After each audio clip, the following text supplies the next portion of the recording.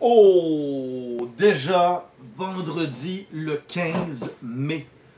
Vendredi le 15 mai, c'est une journée comme une autre.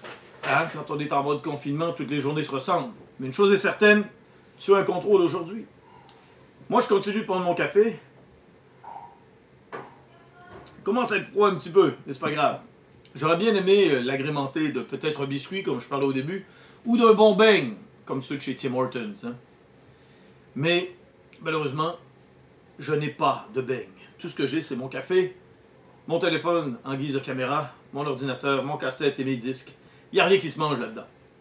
Tu es prêt? Car, si je t'ai parlé de beigne, c'est le titre. Tu devais t'en douter parce que c'était dans les mots de vocabulaire de cette semaine.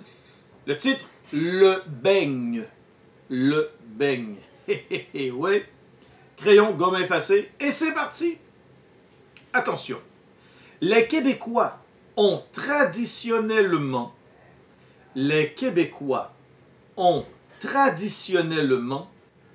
cuisiné le beigne à l'ancienne, virgule. Les Québécois ont traditionnellement cuisiné le beigne à l'ancienne, virgule. Bien avant l'existence, bien avant l'existence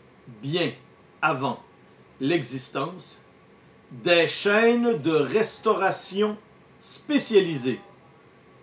Bien avant l'existence des chaînes de restauration spécialisées. Et là, il faut que tu te poses la question. Chaîne de restauration, c'est de la restauration. Mais qu'est-ce qui est spécialisé? Ce sont, eh oui, les chaînes. Exactement. Tu as bien compris. Phrase suivante. Les beignes peuvent parfois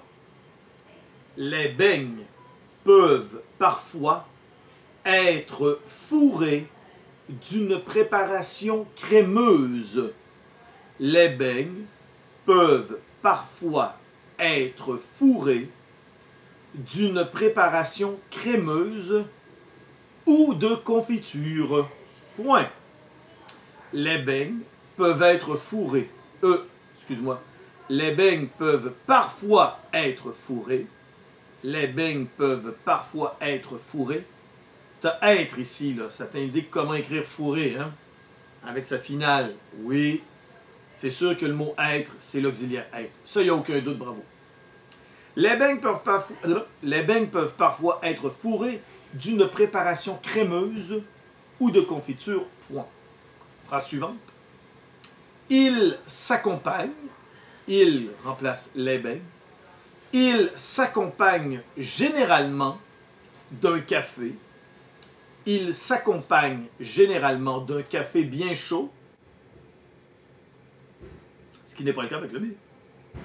Il s'accompagne généralement d'un café bien chaud ou d'un grand verre de lait froid.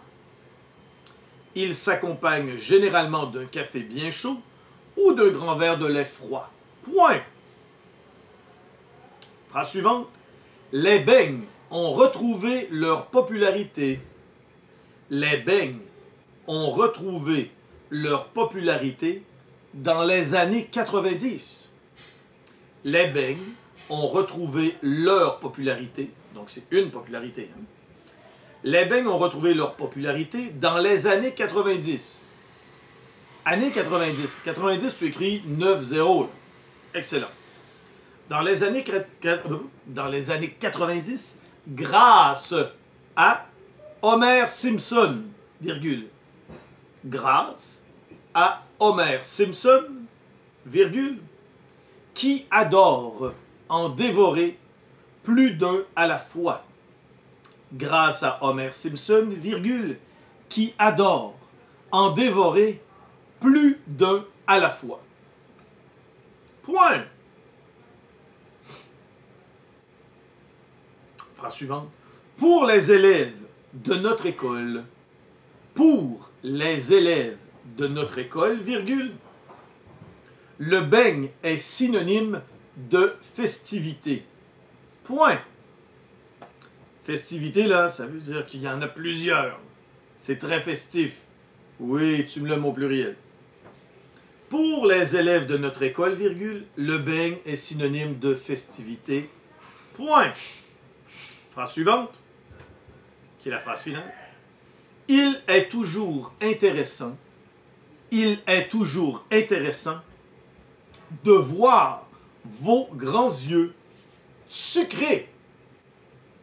Il est toujours intéressant de voir vos grands yeux sucrés. De voir vos grands yeux sucrés s'ouvrir. Je sais que les yeux ne peuvent pas être sucrés. C'est une façon de parler. Il est toujours intéressant de voir vos grands yeux sucrés s'ouvrir lorsque des boîtes aux couleurs, pas à la couleur, aux couleurs, il y en a plus qu'une, lorsque des boîtes aux couleurs de Tim Hortons,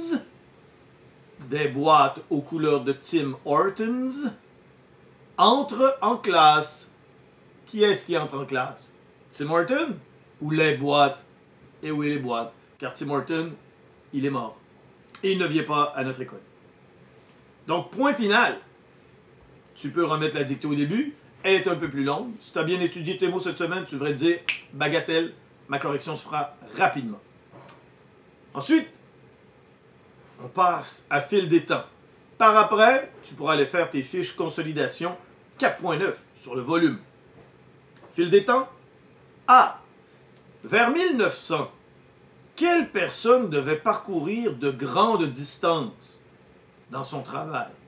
Donc, vers 1900, quelle personne devait parcourir de grandes distances pour son travail? B, ça va avec A. Pourquoi avait-il de si grandes distances à parcourir? Pourquoi? C.